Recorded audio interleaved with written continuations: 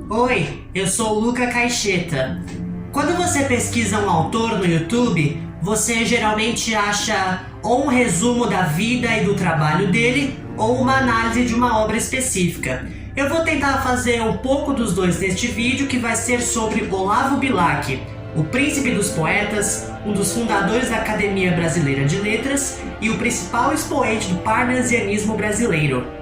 Olavo Bilac nasceu no Rio de Janeiro em 1865 e quando jovem chegou a cursar medicina lá no Rio e direito aqui em São Paulo, mas ele não concluiu nenhum dos cursos. Não dá para saber todos os motivos, mas ele estava muito mais interessado em produzir textos. Depois da sua desistência, ao mesmo tempo que ele começou a escrever poesia, passou a trabalhar como jornalista e cronista, mais notavelmente na Gazeta de Notícias.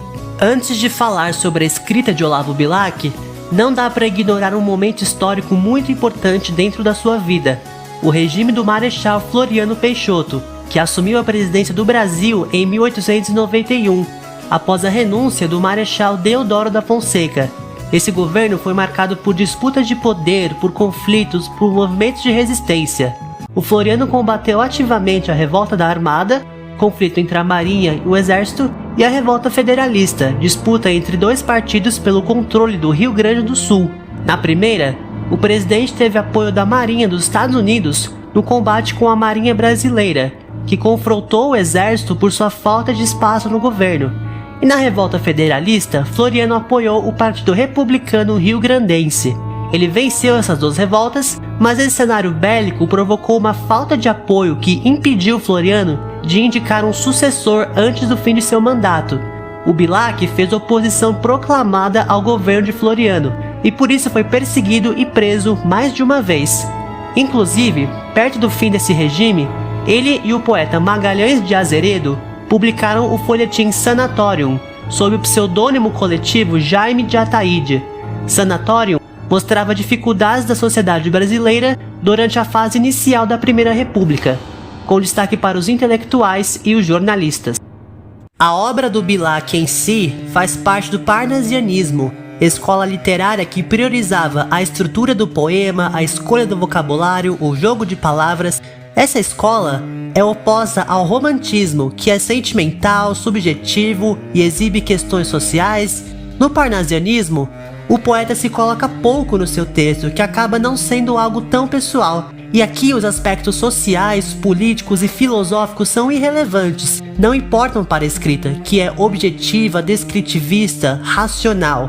Porém, isso não quer dizer que os textos de Olavo Bilac tenham zero substância. O meu professor de literatura do ensino médio, Laudemir Guedes, que tem o canal O Magrito Cibernético, analisou o livro Tarde e 2 poemas dentro dele. Este é um livro póstumo, publicado depois da morte do Bilac. O Laudemir mostra que o autor não segue totalmente a frase pronta arte pela arte, porque apesar do rigor formal, o Bilac coloca um pouco de reflexão e de opiniões pessoais. O caso do soneto em língua portuguesa é fascinante.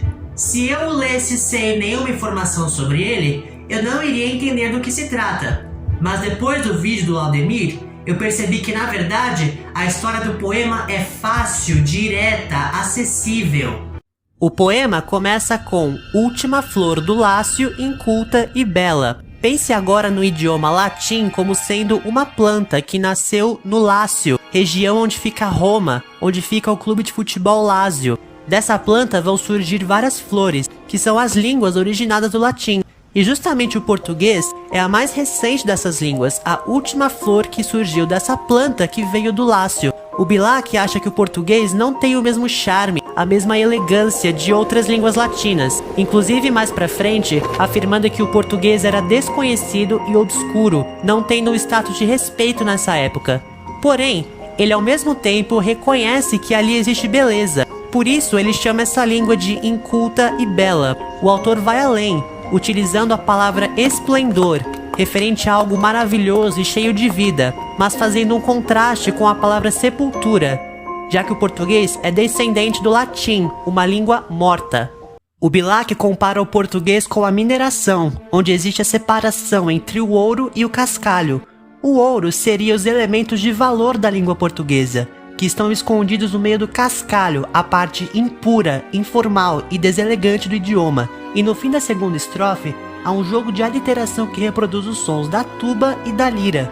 Porque o português é uma língua maleável, que pode servir para textos épicos e barulhentos como a tuba, mas também para textos delicados e agradáveis como a lira.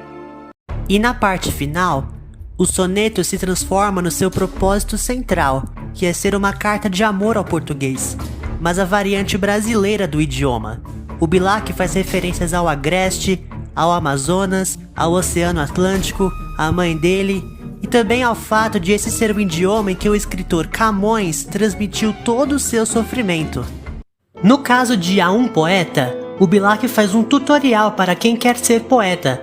Ele quer que você escreva como um monge beneditino, isolado, longe da bagunça que é a sociedade. Bilac ainda exige que você trabalhe muito a construção técnica do poema, até ele ficar perfeito, o que vai causar sofrimento e cansaço ao poeta. E mais, o autor precisa esconder esse sofrimento do leitor, que não pode perceber o esforço necessário para fazer aquele texto. Se isso acontecer, o resultado final vai ser pleno e agradável ao autor. Todo aquele trabalho vai ter valido a pena. Esse soneto também tem inversão da ordem natural das frases, o hipérbato, a menção de um templo grego em referência à cultura clássica, um jogo sonoro que reproduz o cansaço do poeta e também uma contradição no último terceto. O Bilac afirma que a arte de qualidade existe na simplicidade e não no complicado. Ele pertence ao parnasianismo, que é tão preocupado com a elaboração da linguagem do poema, e depois vem dizer que essa complexidade é artifício, inimiga da arte pura. Nem o professor Laudemir, nem eu conseguimos achar uma resposta para essa contradição. Com base no Bilac, eu adoro essa proposta do parnasianismo. Não acho que tudo precisa ter caráter político, questionar a sociedade, ser filosófico, e é uma pena que as pessoas sempre priorizam essas obras com relevância social. Por um lado, para mim não adianta, por exemplo, um filme ter takes de paisagem, um cuidado na iluminação e não ter absolutamente nada de texto ou atuações. Mas é perfeitamente possível eu ser impactado por uma produção que prioriza e capricha na estética, mas que tenha um texto efetivo e engajante. Pode haver produções onde destaco só a substância, outras onde eu falo da substância e da forma, e outras onde eu vou falar um monte sobre os aspectos técnicos antes de falar do texto, mas este não pode ser completamente ignorado em uma análise. Em algum momento ele deve aparecer. Eu acho triunfante como o Bilac conseguiu, além de ter uma escrita refinada, ter seu trabalho reconhecido e hoje utilizado como referência no país inteiro, mesmo sem focar em questões sociais. Para mim, essa alienação política não é algo negativo, pelo contrário.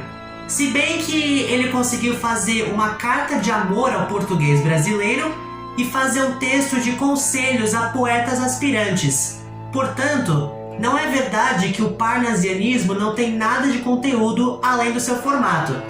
Cabe uma discussão sobre isso. Este é o fim do meu vídeo e muito obrigado pelo seu tempo. Tchau, tchau.